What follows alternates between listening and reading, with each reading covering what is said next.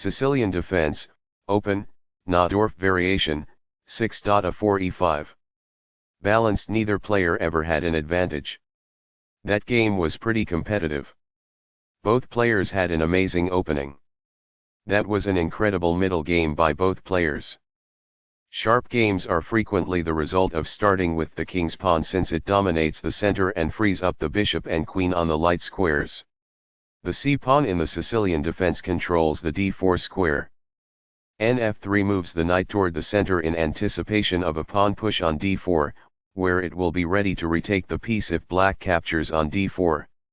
When black eventually plays nf6, white is prevented from moving the piece to e5 by the opening of the light-squared bishop on d6. d4 offers to trade the d-pawn for the c-pawn, giving up a center pawn for more active pieces.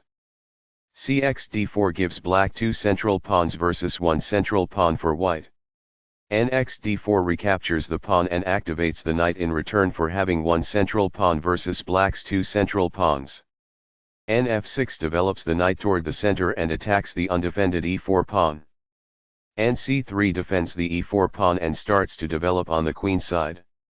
A6 prepares the queenside pawn advance b7 b5, and also prevents white from playing the bishop or knight to b5.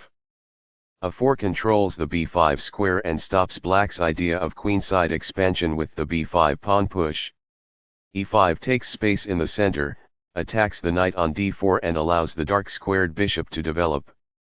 The knight is thus brought to safety. By growing a bishop from its initial square, this activates it. This develops a bishop off its starting square, getting it into the action. It is the last book move. By growing a bishop from its initial square, this activates it. It is ideal.